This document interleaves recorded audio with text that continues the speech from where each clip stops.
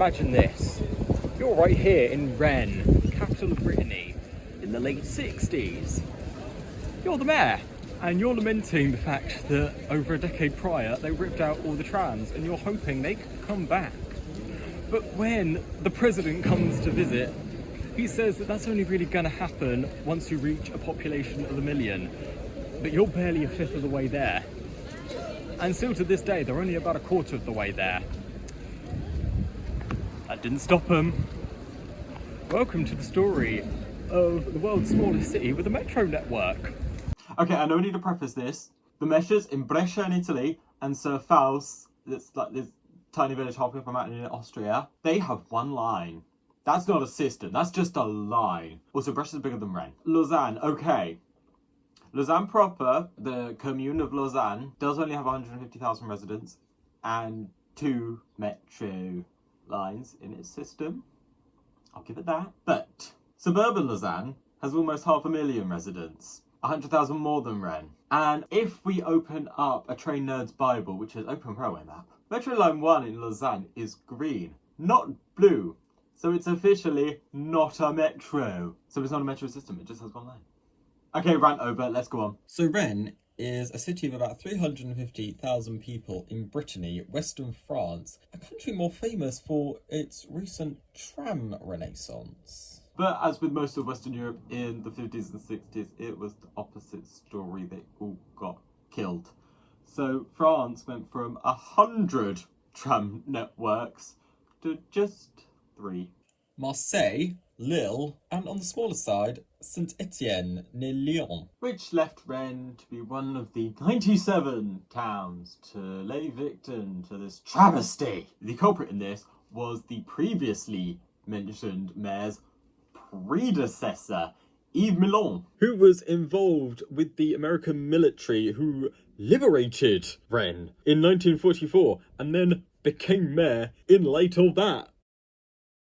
I have a feeling that his work with the American military may have infiltrated his mind and infected his thoughts on transport planning, that Rennes should be destroyed via car. Tram lines were slowly closed through the 50s and 60s into previously mentioned Mayor Henri Frévy's administration. Against his will, he wanted mass transit to remain and expand. Alas, the people of Rennes had fallen in love with their tiny little French cars. Though undeterred, the plans went underground.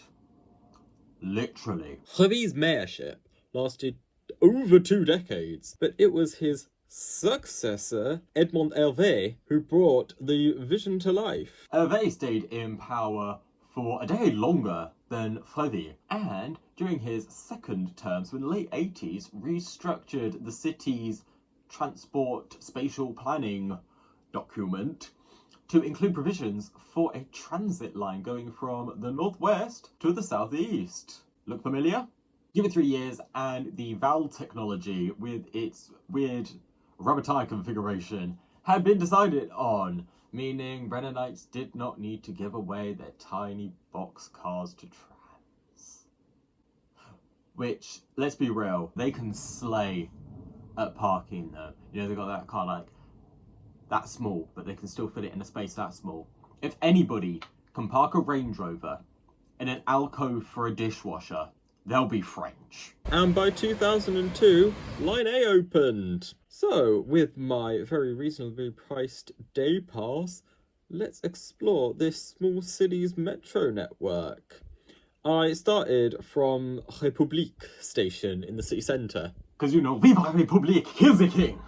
Another benefit of having the whole system underground is that no one is able to complain about overhead wires looking ugly and ruining the view of beautiful buildings, although Bordeaux found a solution with its trams by powering them from below, but I guess idiots can still get run over there. Something that can't happen in Rennes, as every station has screen doors. These stations are also tiny. The metro trains only have 2 carriages, but that's all they need, as it shows up every 3 minutes.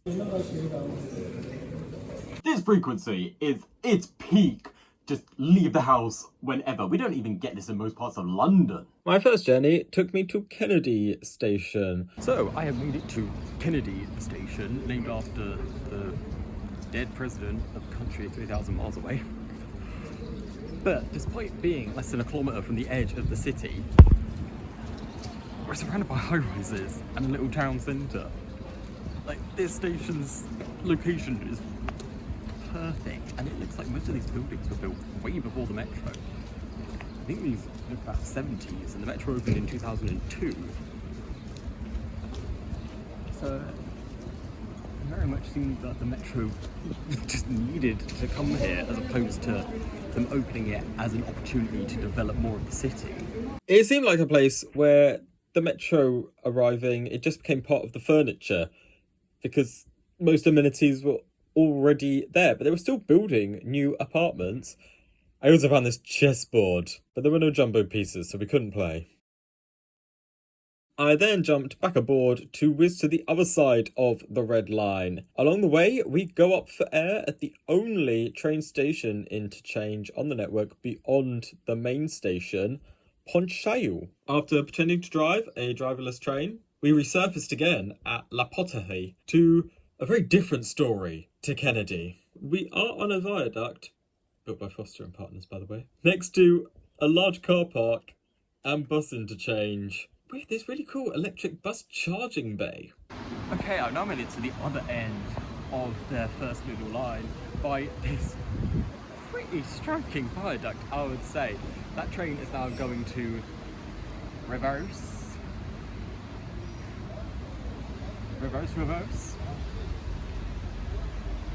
Ooh, no, ooh. They've been like going back to there and then immediately spinning around. But it seems like that was ready before it, so it's going to be sitting there for a few minutes. Anyway, I have a feeling around here at La Poterie, I'm not finding a posse. Anyway, I'm not really finding a posse. It seems like this place isn't really that built up. Hence why they were able to build this viaduct. And it seems to mainly be for, if you can see there, a bus interchange with a bunch of bus bays and a ginormous car park. There was one at Kennedy, but it seems like they were able to kind of build this in the middle ground, as opposed to at Kennedy where everything was already built, so they had to build underground. Anyway, I quite like this area, although it is pretty trafficy. But the nearby neighbourhood is quite nice, although I think there was a missed opportunity, because if you go like a kilometre that way, you reach an SNCF rail line, and I thought if they extended this just one station, you could connect to it. This led me to, yes, walk to the SNCF station through the delights of suburban Rennes. Next to the highway, listen to all that car. And a drizzly, noisy one, because we're not far from the highway. Luckily, they built a bike lane to the station. No one was using it though, nor this bike parking in the shelter. Okay, so I made it to the corresponding SNCF station for the metro. I think the walk took me, about 15, maybe 20 minutes. There's fuck all here. There were There were two shelters, which I think is overkill. Well, no one's here because we're in the train for like 40 minutes. And there's only like one train an hour. And either direction, going down that way to Chateaubriand.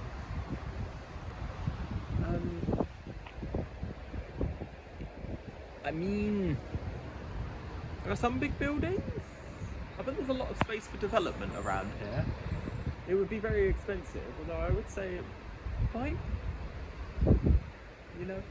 be possible to extend the metro to connect to here.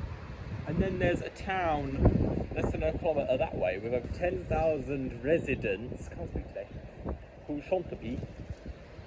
And this rail line doesn't really go near enough to connect to it, and the service is crap. So you might as well extend it to there. It would be expensive, although building the network instead of a tram network was expensive enough. So why not? Also, can we just appreciate how most of the panes of glass have been taken out in this shelter? I don't know, I feel like they just knew so few people were going to use the station, they just didn't want to bother. Despite the crappy service of the station, it had more development around it than the metro station. And I feel the metro line could be extended along the highway. And if they double track and rebuild the station, there could be a much better service to Chateaubriand. And then the metro just links into better connectivity for the region. Okay, we're going on another, tangent here. Beyond La Poterie metro station, if you follow the viaduct over the highway, you reach the depot. Not much was going on, but still being a train nerd, I found it super cool.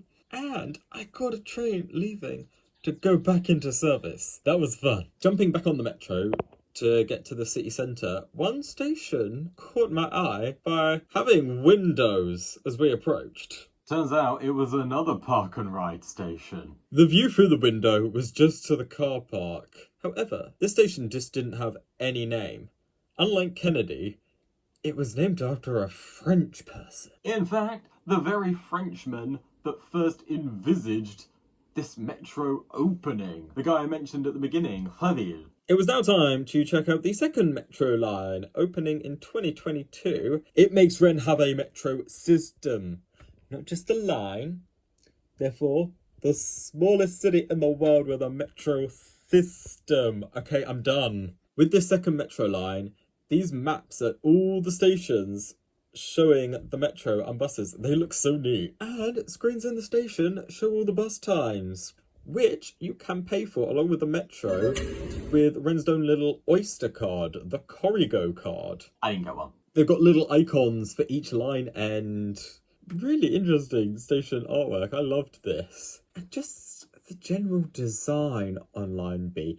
This is Sainte-Anne, the other interchange between the lines. It's just so brilliant. And they've got signs in 3 languages. French, of course. English for the many around the world of us who can't speak a second language. And Brisonnais, the native language of Brittany. Okay, we're going on probably the 17th diversion here, but I'm a very big advocate for minority languages and little local native languages close to extinction. And it's great to see it having a revival. There were over 1 million speakers of this language in the 50s, but only 200,000 today, and barely any native speakers. As with most dying languages, they're all very old. But there has been a push. There are Diwan schools, there's bilingual signage, there's pride in Brisonnais, and they've got Brisonnais on the metro. Love to see it. Line B uses Neoval technology, basically the 21st century upgrade of the original Val. And while you can't pretend to drive the train, the screens are a lot more dynamic. They'll tell you how long to the next station, and they've even got pretty decent pictures of them. Quite a jump, I'd say, from Line A, which was already,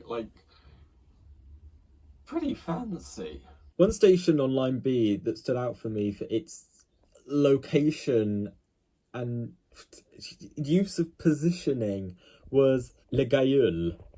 It's next to a park, and the fact that you can leave the metro station, cross past this really funky looking building, and then 5 minutes later you're in a park, you're in a forest. It even has a little farm. Okay, yes, another tangent, but I think city folks, especially young children, it's so important for them to learn where food comes from, because it doesn't matter where you live, what sort of environment you live in, we all eat the same food that gets reared and cultivated in the countryside, and bringing that close to the city so that children can learn where their steak comes from is so important. Even if you just drink Huel patches, the dust in that sachet originally came from a farm. So this metro is bringing little Rennenites closer to nature. I'm not even sure if Rennenite is a word. The French word for someone from Rennes is un Rennais, which just sounds like Rennie, the antacid tablet. So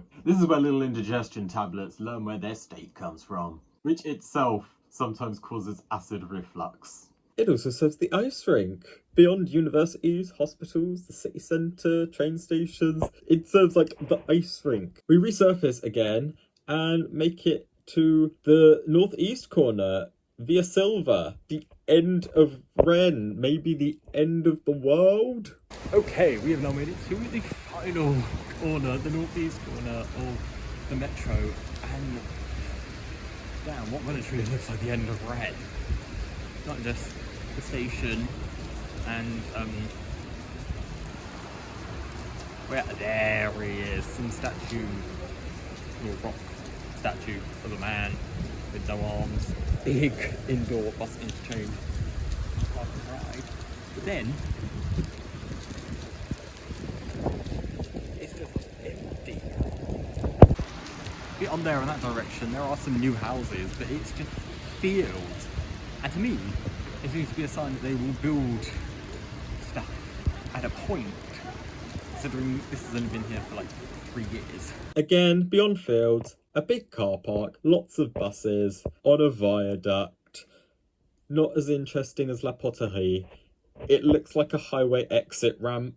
So after leaving the very dull land of Via Silva, we then made it to the most exciting station. It's got a rock. Despite all the really well thought out, just little design features, this has to be my favourite. It is a rock. Half outside, half inside, and fully mastic. You can't sit on it, in fact it takes out 2 seats, but still. This is just bloody awesome. It's just a novelty. We put fun in this. As well as Patrick Star living here, the station also has a really fancy ceiling and so much natural light from these windows and slopes. And the final station in Saint-Jacques, the other terminus, it neither disappoints. With a little mosaic of a plane, as this is the metro station near the airport, despite it still being 3 kilometres away. And a poem in yet another language, this time Gallo, the original French-ish Languedoc dialect, spoken in eastern Brittany and this region between Nantes, Rennes and Le Mans, that eventually got replaced by the Parisian dialect. But on walking up the stairs and re-emerging, it went downhill quite quickly. I've made it to its southwestern tip. I'm in a new commune. I'm not in Rennes proper anymore. I'm in Saint-Jacques-de-la-Longue. It ain't that pretty. I mean, inside the station's really nice. These buildings, and I can tell some of these, I think these 2 behind me right now, especially this big red one, pretty new, but spewed out onto the highway. Although, like at La Poterie, even more so, I would say, it's not just the big bus interchange, but even closer that direction. It's sincere. Just a tram. There's no station. Yeah. So of course I'm gonna walk there while it's pissing it down. Yeah, I barely left bus stands and I'm already not happy to start bloody raining again. Anyway, I can see the overhead wires, so on y va. I really do think this was a missed opportunity, because you've literally got the metro ending and a bunch of bus bays there. Right next to it, a ginormous car park. This empty patch of dirt. And then train tracks. Double track, electrified. You've already hated for everyone driving in to not want to have to drive all the way in. But there will be people getting the train, and yes, most of them will want to go to Rennes City Centre and don't have anything to park, but they may want to get to various other places around Rennes. Or there may be people on Metro B who are going to somewhere on Metro B past the main train station, but don't want the faff of having to change at the main train station. And this could just be an easier alternative. And that's See, there's space for platforms and space for TOD on that patch of dirt. And they've already started building new buildings at the other side of the tracks. So would I expand this network more? The answer to that question is yes. Well, beyond an extension of Line A to Chantepie, I think the metro's fine. The main thing I think should be done is improving the regional trains. 4 out of the 5 lines radiating from Rennes have roughly 1 stopping train an hour, maybe 2, up to a certain point. But going beyond there, the stopping regional trains only run 5 or 6 times a day.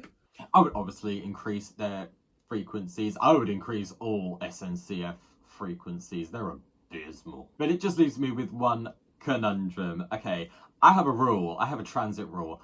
Every town with over 10,000 residents that isn't like hundreds of miles from civilization in a tundra, and especially one close to such a poignant city with hundreds of thousands of residents, it needs to have a train station or some sort of rail transit. And there's this town next to Rennes called Passy. Passy, just west of Rennes, has almost 12,000 residents, but no station nor a rail line going through to open one. So, would I extend Metro Line A West to go to Passy? Or would I break the Rennes transit rule and build a tram line from Passy into Rennes? It feels sacrilege. I feel bad saying this. I would build the tram. It would probably be cheaper. It would also give a chance to put rail transit in the city's east, along the Vilaine River. Anyway, if Rennes shows us anything, it does show us that even quite a small city can have a super sophisticated, swanky transit system. Meanwhile, cities in Britain 10 times the size can barely build a tram network. I'm looking at you, Birmingham. So, it kind of just pisses me off a bit. Peace out, Girl Scout.